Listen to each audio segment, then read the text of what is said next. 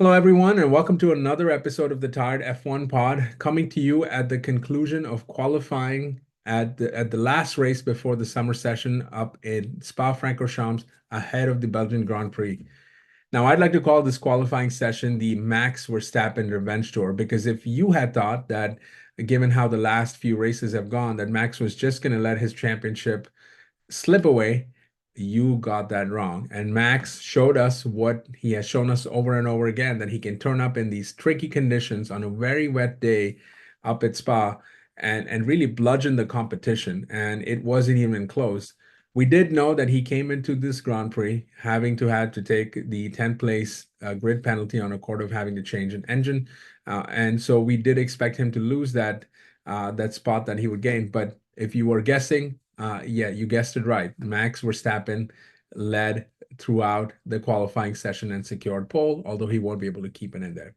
I thought there was a few interesting things that happened throughout the session. It was really surprising to see, for example, the two Haas's being lost at the end of quali one. I thought that Haas had done a pretty good job over the last few races, especially with Nico Hulkenberg on getting the car up there and qualifying, sometimes qualifying ahead of their engine supplier in Ferrari, which has been a point of pain for me. But that was a really interesting sort of development throughout the season to see them kind of move forward in ways that we had not expected them to be. But then again, it seemed like with the conditions of qualifying that were wet, the Haas car didn't seem to be well set up for that. And then there was some indication that they had sort of gone with a more dry setup. And so they were lost at the end of Q1. Also lost at the end of Q1, which would come as no surprise, was Yuki Tsunoda, given his 60 place grid penalty and him starting really the Grand Prix with another in another zip code, if you will, or maybe in another country, given the number of penalties he had. So that was interesting as well. And for one more time this year, we get a back row right now, at least, that has both Logan Sargent and Zhou Guan Yu on there. So go figure. When we went into Q2, the track was still wet, and it didn't seem like there was significant rain, although there was drizzles here and there. It was a fairly straightforward session outside of the fact that Checo Perez almost didn't make it through because that could have been a virtually catastrophic session for him. And yet he then turned around and turned it into a very formidable, very commendable performance in Q1. But Q2 was largely as expected. We didn't see a whole lot of surprises there.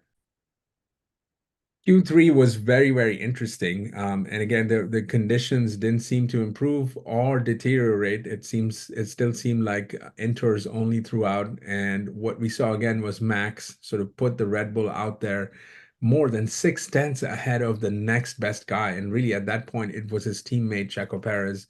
McLaren had a relatively down performance, you would say, given that they looked pretty formidable in the dry runs. And so in the end, Max put his car on pole, which was not a surprise at all.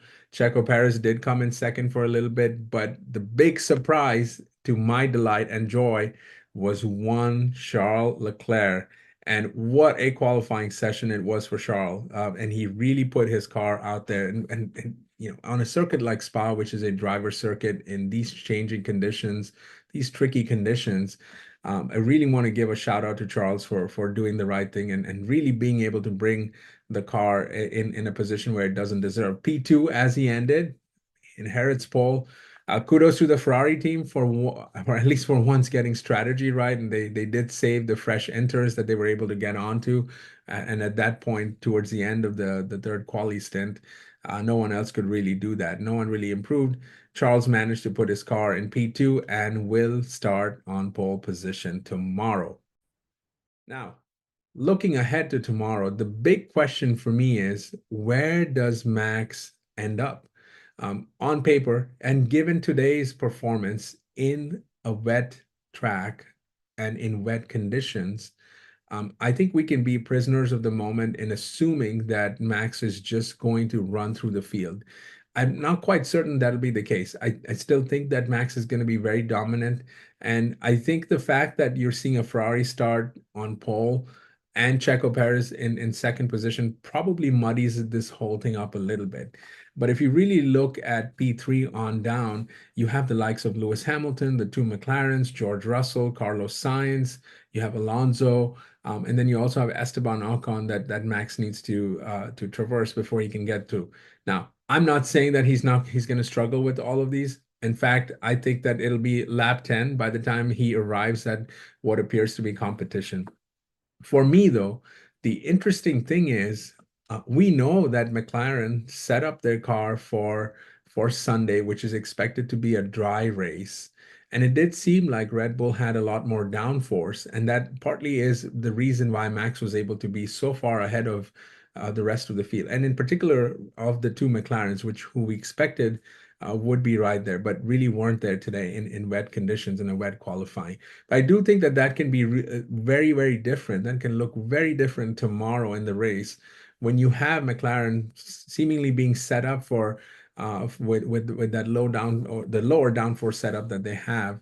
And to get through not one but two McLarens, I think will be really interesting. So to me, the question is what happens when Max arrives knocking at the door of the two McLarens out there, assuming the start goes according to plan and nothing gets crazy. It'll be interesting to see there.